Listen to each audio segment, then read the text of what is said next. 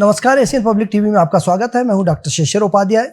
तो Asian public TV बाहर news में दुनिया भर में जो युद्ध चल रहे हैं उस पर हम आपको खबरें दिखाते हैं। सबसे पहली खबर, हूती विद्रोहियों ने ड्रोन से हमला किया है जिसमें यमन के 3 सैनिक मारे गए। एक सैन्य अधिकारी ने समाचार एजेंसी सिन्हुआ को बताया है कि अधिकारी ने अपना नाम उजागर नहीं करने की शर्त पर कहा, विस्फोटकों से लदे हुए हूती विद्रोहियों के एक ड्रोन ने हालिया उत्तरी पश्चिमी इलाके के सरकारी सैन्य ठिकानों को निशाना बनाया है, जिसमें 3 सैनिक मारे गए हैं और अन्य 6 गंभीर रूप से घायल हो गए हैं। उन्होंने कहा कि पिछले कुछ दिनों में हूती विद्रोहियों ने दक्षिण क्षेत्र में सरकारी बलों के खिलाफ ड्रोन और मिसाइल से हमला तेज कर दिया है। उन्होंने कहा कि इसी तरह के ड्रोन हमले विद्रोहियों ने पड़ोसी इलाके में तैनात हमारे सैनिकों पर किए थे।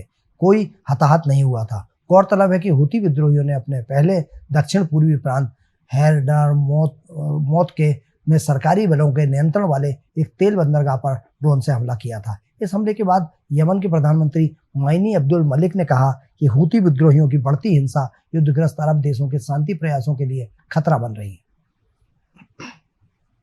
संयुक्त राष्ट्र महासचिव एंटोनियो गुटेरस ने इजरायली सेना के रफा शहर में किए हमलों की कड़ी निंदा की है। उन्होंने कहा है कि हमले में कई बेगुनाह नागरिक मारे गए हैं जो सिर्फ युद्ध से बचने के लिए शरण लिए हुए थे।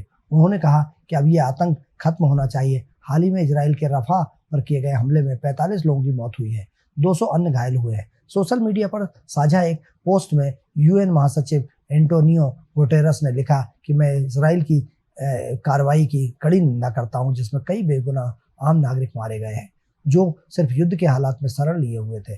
गाजा में अब कोई जगह सुरक्षित नहीं है और अब ये आतंक बंद होना चाहिए। संयुक्त राष्ट्र मानवाधिकार परिषद के प्रमुख वोल्कर टर्क ने भी इजरायली हमले की निंदा की है। उन्होंने एक बयान में कहा है कि शरणार्थी कैंप में आ रही तस्वीरें भयावह हैं और इजराइल की लड़ाई के तरीकों में कोई बदलाव नहीं आया है। इजराइल हमास युद्ध में अब तक बड़ी संख्या में आम नागरिकों की मौत हो चुकी है। वहीं इजरायली सेना ने बयान जारी कर कहा है कि उनके हमले में हमास के 2 शीर्ष अधिकारी मारे गए हैं। इसमें इजरायली सेना ने दोनों की पहचान भी उजागर की है। इजराइल ने बताया कि उसके हमले में मारे गए हमास के शीर्ष नेताओं की पहचान यासीन राबिया और खालिद नज्जर के रूप में हुई है।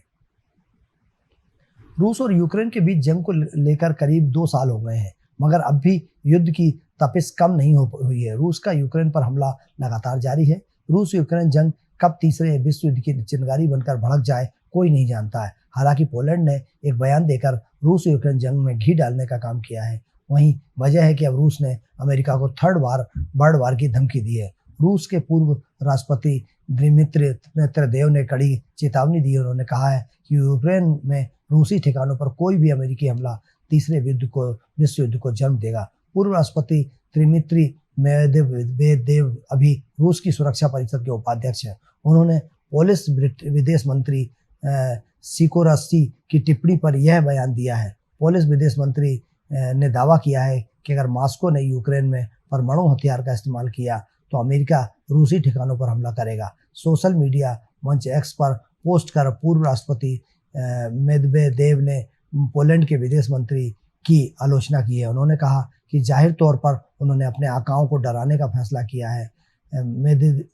मेदवेदेव ने कहा कि पोलैंड की राजधानी के विपरीत वाशिंगटन अधिक सतर्क रहा है। एशियन पब्लिक टीवी पर खबरों का सिलसिला जारी है। आप बने रहिए एशियन पब्लिक टीवी पर। मुझे दीजिए इजाजत। नमस्कार।